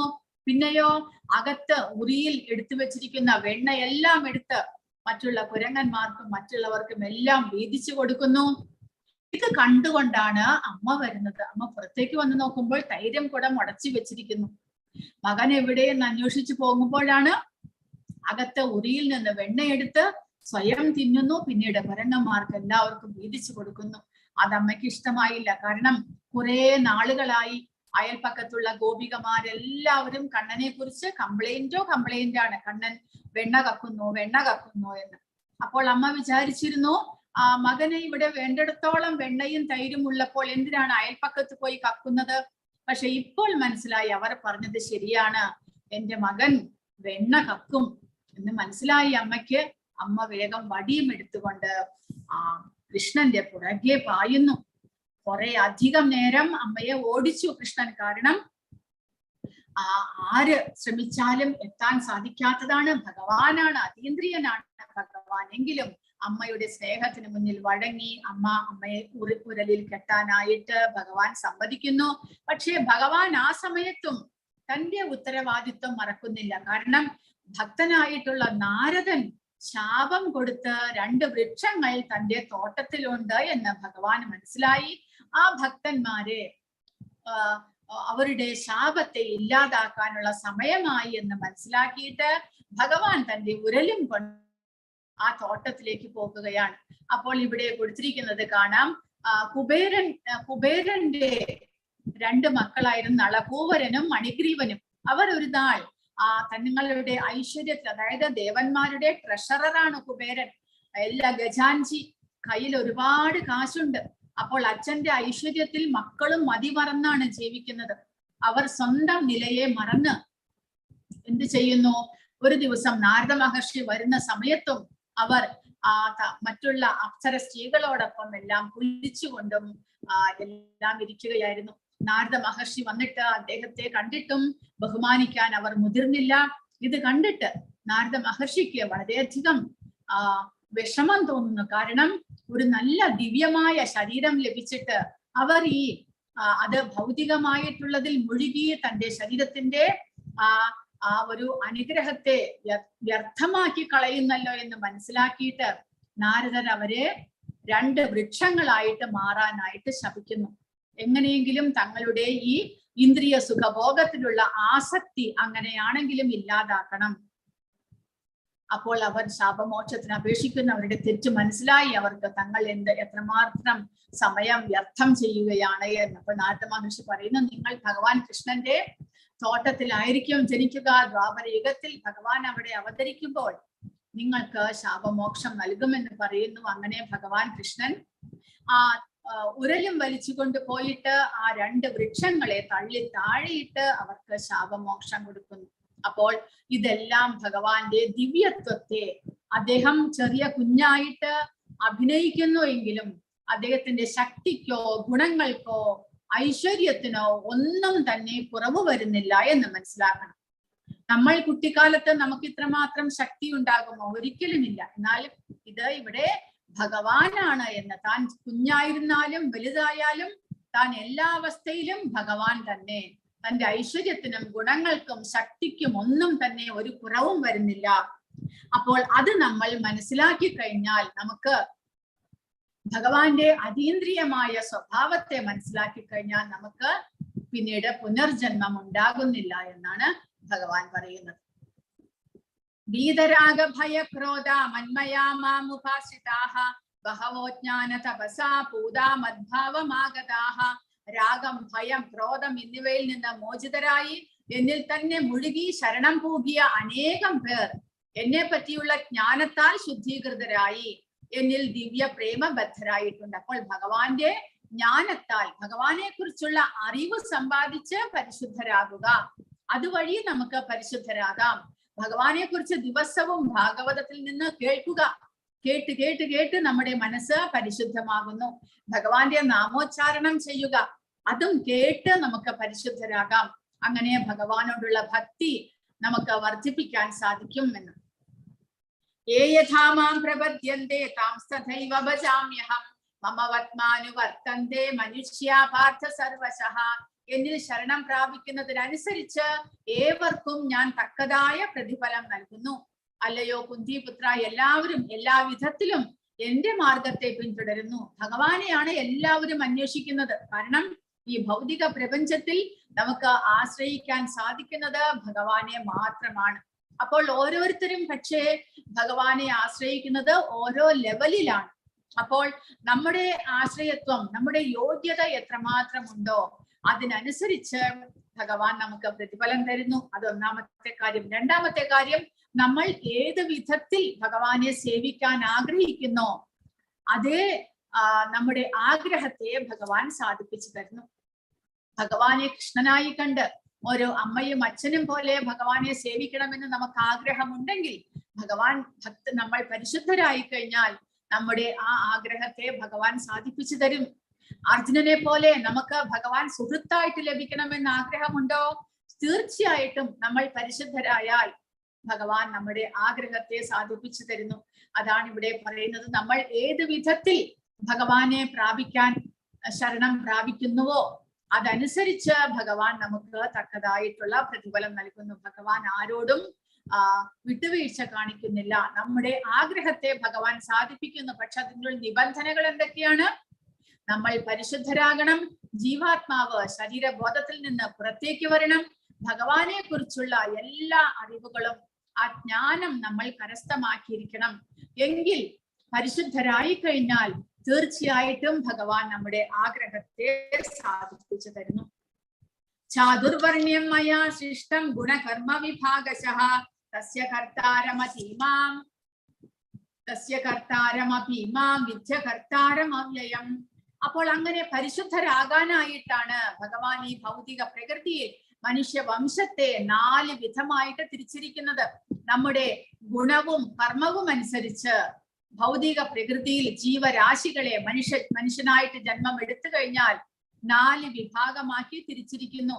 ബ്രാഹ്മണ, ക്ഷത്രിയ, വൈശ്യ, ശൂദ്ര. പക്ഷെ അത് ജാതി വ്യവസ്ഥയല്ല. പിന്നെയോ പ്രകൃതി സഹജങ്ങളായ 3 ഗുണങ്ങളെയും, സത്വരജസ് തമസ്, ഈ 3 ഗുണങ്ങളെയും, ആ ഗുണങ്ങൾ നമുക്ക് ലഭിക്കുന്നതിനനുസരിച്ച് നമ്മളുടെ പ്രവൃത്തി എങ്ങനെ മാറുന്നുവോ നമ്മുടെ കർമ്മം അനുസരിച്ചും അതിനെ മുൻനിർത്തിക്കൊണ്ട് മനുഷ്യ സമൂഹത്തെ ഭഗവാൻ 4 വിഭാഗമാക്കി തിരിച്ചിരിക്കുന്നു.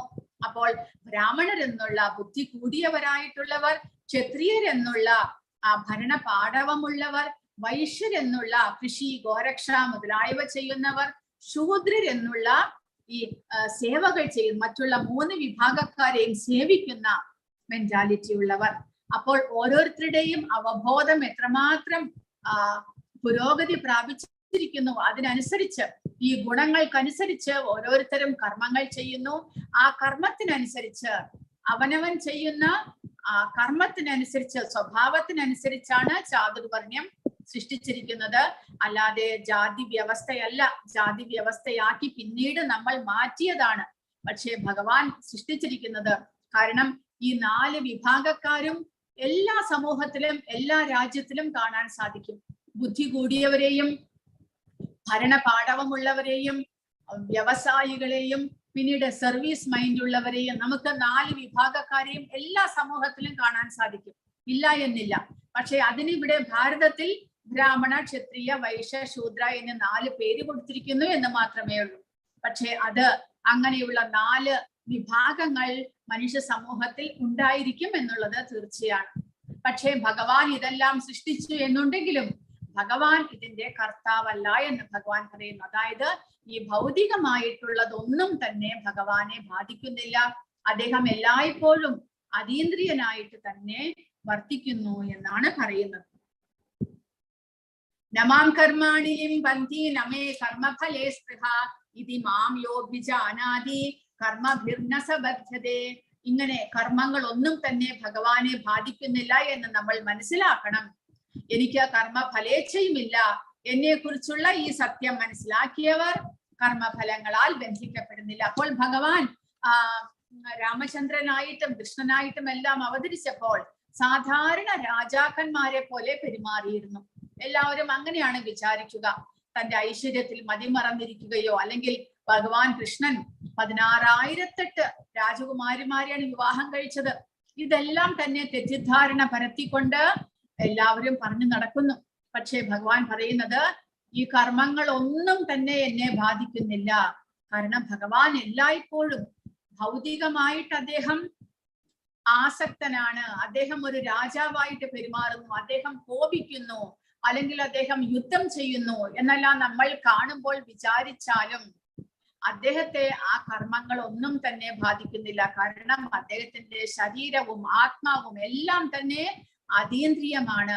ഭൗതികമായിട്ടുള്ള ഒരാഗ്രഹങ്ങളോ മനസ്സിൽ ഇച്ഛകളോ അല്ലെങ്കിൽ ഭൗതിക ഗുണങ്ങളോ ഒന്നും തന്നെ ഭഗവാനെ ബാധിക്കുന്നില്ല. അദ്ദേഹം ഏത് സമയത്തും അതീന്ദ്രിയനാണ്, ആധ്യാത്മികനാണ്, സച്ചിദാനന്ദ വിഗ്രഹമാണ്.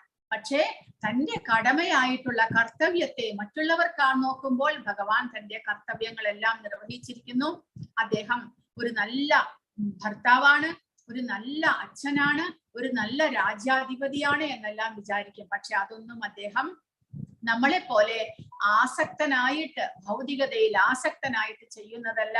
അദ്ദേഹത്തെ ഈ കർമ്മങ്ങളൊന്നും തന്നെ ബാധിക്കുന്നില്ല എന്നാണ് പറയുന്നത്. അപ്പോൾ ഇവിടെ കാണാം, ഭീഷ്മരോടുള്ള കോപത്താൽ ഭഗവാൻ ഒരു ചക്രം എടുത്തുകൊണ്ട് ഭീഷ്മരെ വധിക്കാനായിട്ട് പാഞ്ഞടുക്കുന്നു. പക്ഷെ അദ്ദേഹത്തിന്റെ മനസ്സിൽ നമ്മളെ പോലെ കോപമോ വൈരാഗ്യമോ അസൂയയോ ഒന്നും തന്നെ ഇല്ല എന്ന് മനസ്സിലാക്കണം. അപ്പോൾ ഇങ്ങനെയുള്ള ഭഗവാനെ കുറിച്ചുള്ള അറിവ് നമുക്ക് എങ്ങനെ സമ്പാദിക്കാൻ സാധിക്കും?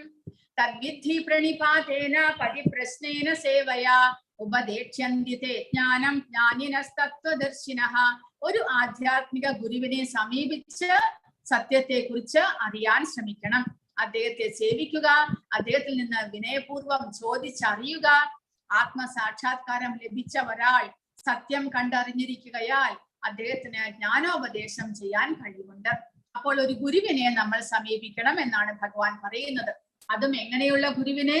ആത്മസാക്ഷാത്കാരം, സ്വയം ആത്മജ്ഞാനം ലഭിച്ച ഒരാളെ ആയിരിക്കണം നമ്മൾ സമീപിക്കേണ്ടത്. അദ്ദേഹം സത്യത്തെ മനസ്സിലാക്കിയത് കൊണ്ട്, ഭഗവാനെ കുറിച്ചുള്ള പൂർണ്ണ അറിവ് ഉള്ളത് കൊണ്ട് നമ്മൾ അദ്ദേഹത്തെ വിനയപൂർവ്വം സേവിക്കുകയും ചോദിച്ച് മനസ്സിലാക്കാൻ ശ്രമിക്കുകയും ചെയ്താൽ തീർച്ചയായിട്ടും അദ്ദേഹം നമുക്ക് ഉപദേശങ്ങൾ തരും എന്നാണ് ഭഗവാൻ പറയുന്നത്. അപ്പോൾ ഇത് കൃഷ്ണനും ബലരാമനും സാന്ദീപനി മഹർഷിയുടെ അടുക്കൽ, ഗുരുവിന്റെ അടുക്കൽ ശിക്ഷണത്തിന് വേണ്ടിയിട്ട് ചെന്നിരിക്കുകയാണ്. അപ്പോൾ സ്വയം ഭഗവാനും നമുക്ക് മാതൃകയാകാൻ വേണ്ടിയിട്ട്, ഭഗവാനും ബലരാമനും അവരാണ് ജ്ഞാനത്തിന്റെ ഉറവിടം.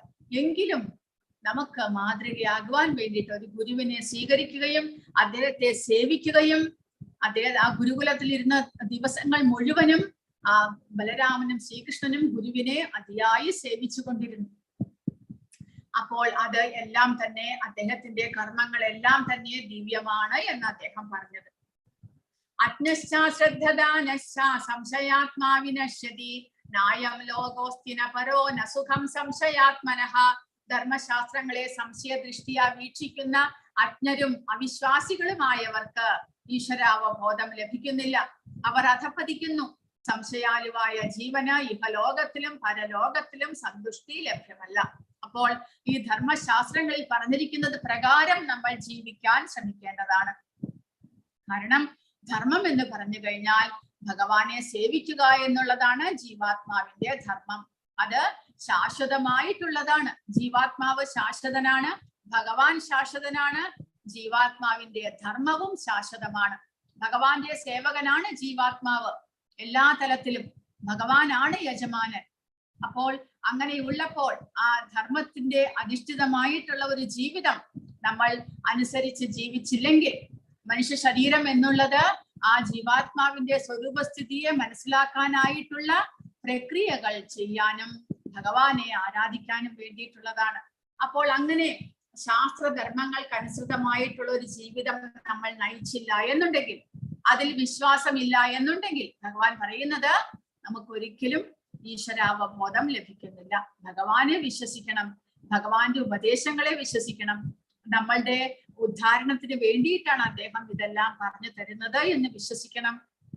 അങ്ങനെ നമ്മൾ വിശ്വസിച്ചില്ലെങ്കിൽ നമ്മൾ തീർച്ചയായിട്ടും അധപ്പതിക്കുന്നു എന്ന് ഭഗവാൻ പറയുന്നു. കാരണം സംശയാലുവായ ജീവന് ഇഹലോകത്തിലും പരലോകത്തിലും സന്തുഷ്ടി ലഭ്യമല്ല. അത് നമുക്ക് അറിഞ്ഞുകൂടെ? എല്ലാ കാര്യത്തിലും അവിശ്വസിച്ചുകൊണ്ട്, ഒന്നിലും വിശ്വാസമില്ലാതെ ജീവിക്കുന്ന ഒരാൾക്ക് എല്ലാത്തിലും സംശയമാണ്. അങ്ങനെയുള്ള ഒരാൾക്ക് എങ്ങനെയാണ് സമാധാനം ലഭിക്കുക? എന്ത് കണ്ടാലും സംശയം, വീട്ടിലുള്ളവരെ എല്ലാവരെയും സംശയം. അങ്ങനെ വരുമ്പോൾ അയാൾക്ക് ഒരിക്കലും സമാധാനം ഉണ്ടാകില്ല. അപ്പോൾ അങ്ങനെയുള്ള ഭഗവാനെ വിശ്വസിക്കാതിരുന്നാൽ നമുക്ക് ഒരിക്കലും സമാധാനം ഉണ്ടാകില്ല എന്നാണ് പറയുന്നത്. യോഗസന്യസ്ത കർമാണം ജ്ഞാനസഞ്ചിന്ന സംശയം ആത്മവന്തം ന കർമാണി നിബധ്നന്തി ധനഞ്ജയ. തന്റെ കർമ്മഫലങ്ങൾ ത്യജിച്ച് ഭക്തിയുത സേവനത്തിൽ ഏർപ്പെടുന്നവൻ ആധ്യാത്മിക ജ്ഞാനത്താൽ സംശയങ്ങളെല്ലാം നീങ്ങി യഥാർത്ഥത്തിൽ ആത്മാവിൽ സ്ഥിതി ചെയ്യുന്നു. അപ്രകാരം അയാൾ കർമ്മഫലങ്ങളാൽ ബന്ധിക്കപ്പെടുന്നില്ല. അപ്പോൾ കർമ്മഫലത്തെ നമ്മൾ ഉപേക്ഷിക്കാതെ നമുക്കൊരിക്കലും മുക്തനാകുവാനായിട്ട്, ആത്മജ്ഞാനം ലഭിക്കുവാനായിട്ട് സാധ്യമല്ല. കർമ്മഫലങ്ങളെ നമ്മൾ ആഗ്രഹിക്കും തോറും നമ്മൾ കൂടുതൽ കൂടുതൽ ആ കർമ്മഫലത്തിന്റെ കുടുക്കിൽ പെടുകയാണ് ചെയ്യുന്നത്. കാരണം ആ കർമ്മഫലത്തിനനുസരിച്ചാണ് നമ്മുടെ ജീവിതം സുഖവും ദുഃഖവും നിറഞ്ഞതായിട്ട് മാറുന്നത്. അപ്പോൾ കർമ്മഫലത്തെ നമ്മൾ ഉപേക്ഷിക്കണം. നമ്മുടെ യോഗ്യതയനുസരിച്ച് നമുക്ക് കിട്ടാനുള്ളതെല്ലാം തന്നെ ഓട്ടോമാറ്റിക് ആയിട്ട് നമുക്ക് കിട്ടും എന്നുള്ള വിശ്വാസം, ഭഗവാൻ നമുക്ക് തരും എന്നുള്ള വിശ്വാസത്തോടു കൂടി നമ്മൾ ജീവിക്കണം. എന്ന് പറഞ്ഞാൽ കർമ്മഫലത്തിൽ ആസക്തി പാടില്ല എന്ന്. ഭഗവാന് വേണ്ടിയിട്ടും കുറച്ച് നമ്മുടെ കർമ്മഫലത്തിൽ നിന്ന് ഭഗവാന് വേണ്ടിയിട്ട് കുറച്ച് ചെലവിടാനായിട്ട് നമ്മൾ നീക്കി വെക്കുക. അങ്ങനെ ഭഗവത് അർപ്പിതമായിട്ടുള്ള ഒരു ജീവിതത്തിൽ നമ്മൾ ഏർപ്പെടുകയാണെങ്കിൽ ആധ്യാത്മിക ജ്ഞാനത്താൽ സംശയങ്ങളെല്ലാം നീങ്ങി യഥാർത്ഥത്തിൽ ആത്മാവിൽ ദേഹബോധത്തിൽ നിന്ന് ഉയർന്ന് ആത്മാവിനെ മനസ്സിലാക്കാൻ സാധിക്കുന്നു എന്നാണ് ഭഗവാൻ ഇവിടെ പറയുന്നത്. അപ്രകാരം അയാൾ കർമ്മഫലങ്ങളാൽ ബന്ധിക്കപ്പെടുന്നില്ല. അങ്ങനെ മുൻ ജന്മത്തിലെ പാപകർമ്മ ഫലങ്ങളെല്ലാം നീങ്ങി ആധ്യാത്മിക ജ്ഞാനം കരസ്ഥമാക്കാൻ സാധിക്കുമ്പോൾ ആത്മാവിന് തന്റെ സ്വരൂപസ്ഥിതിയെ ഓർമ്മ വരുന്നു. താൻ ശരീരമല്ല, ആത്മാവാണ് എന്നുള്ള അവബോധത്തിലേക്ക്, പരിശുദ്ധമായ അവബോധത്തിലേക്ക് ജീവാത്മാവിന് മാറാനായിട്ട് സാധിക്കുന്നു എന്നാണ് പറയുന്നത്. തസ്മാദ് അജ്ഞാന സംഭൂതം ഹൃദസ്ഥം ജ്ഞാനാസിനാത്മനഃ ചിത്വൈനം സംശയം യോഗം ആതിഷ്ഠോതിഷ്ഠ ഭാരത. അങ്ങനെ അജ്ഞാനത്താൽ നിനക്കുണ്ടായ സംശയങ്ങളെ ജ്ഞാനത്തിന്റെ വാൾ കൊണ്ട് അറുത്ത് യോഗനിഷ്ഠനായി എഴുന്നേൽക്കൂ ഭാരത, യുദ്ധം ചെയ്യൂ. അപ്പോൾ ഈ ശ്ലോകത്തിൽ ഭഗവാൻ പറയുന്നത് അജ്ഞാനം കൊണ്ടാണ്, ശരിയായിട്ടുള്ള ആത്മാവിന്റെ ജ്ഞാനമില്ലാത്ത അവസ്ഥ, അതാണ് അജ്ഞാനം. ഭൗതികമായിട്ടുള്ളതിൽ മാത്രം വിശ്വസിക്കുക, ആധ്യാത്മികമായതിനെ ത്യജിക്കുക, ആ അവസ്ഥയാണ് അജ്ഞാനം. കാരണം ജ്ഞാനം എന്ന് പറയുമ്പോൾ അവിടെ ആധ്യാത്മികത വന്നു കഴിഞ്ഞിരിക്കുന്നു. ഭഗവാനെ കുറിച്ച്, നമ്മൾ ജീവാത്മാക്കളെ കുറിച്ചുള്ള അറിവ് അവിടെ വന്നു കഴിഞ്ഞിരിക്കുന്നു. അജ്ഞാനം എന്ന് പറയുമ്പോൾ ഭഗവാനെ മറന്ന്, നമ്മളെയും മറന്ന്, പിന്നെയോ ഭൗതികമായ ഈ ശരീരമാണ് യാഥാർത്ഥ്യം എന്നുള്ള ചിന്തയിൽ മുഴുകിയിരിക്കുന്നതാണ് അജ്ഞാനം. അപ്പോൾ ആ അജ്ഞാനം കൊണ്ടാണ് അർജുനന് അവിടെ നിന്നിരിക്കുന്നവരെല്ലാവരും തന്റെ സ്വന്തക്കാരും ബന്ധുക്കാരുമാണ്. അവർ മരിച്ചു കഴിഞ്ഞാൽ തനിക്ക് അവരെല്ലാം നഷ്ടപ്പെടും. അതുകൊണ്ട് തനിക്ക് യുദ്ധവും വേണ്ട, രാജ്യവും വേണ്ട എന്നെല്ലാം തോന്നിയത്. വാസ്തവത്തിൽ ഭഗവാന്റെ ഇച്ഛയാണ് യുദ്ധം നടക്കേണ്ടത്. അതുകൊണ്ട് ഭഗവാനെ സന്തോഷിപ്പിക്കുന്നതാണ് ജീവാത്മാവായ എന്റെ കർത്തവ്യം എന്നുള്ള അവബോധമാണ് ശരിയായിട്ടുള്ള ജ്ഞാനം. അപ്പോൾ ഭഗവാൻ ഇവിടെ പറയുന്നു, അങ്ങനെ അജ്ഞാനത്താൽ അർജുനന് സംശയങ്ങൾ ഉണ്ടാകുന്നു. താൻ എന്താണ് ചെയ്യേണ്ടത്, തന്റെ കർത്തവ്യം എന്താണ് എന്ന് അർജുനന് സംശയമായി. അതുകൊണ്ട് ആ സംശയത്തെ എല്ലാം നീക്കി ജ്ഞാനത്തിന്റെ വാൾ കൊണ്ട് അറുക്കണം എന്ന് പറയുന്നു. ഞാൻ ആധ്യാത്മികനാണ്, ഭഗവദംശമാണ്. ഇവിടെ കൂടിയിരിക്കുന്നവരും എല്ലാവരും ആത്മാക്കളാണ്.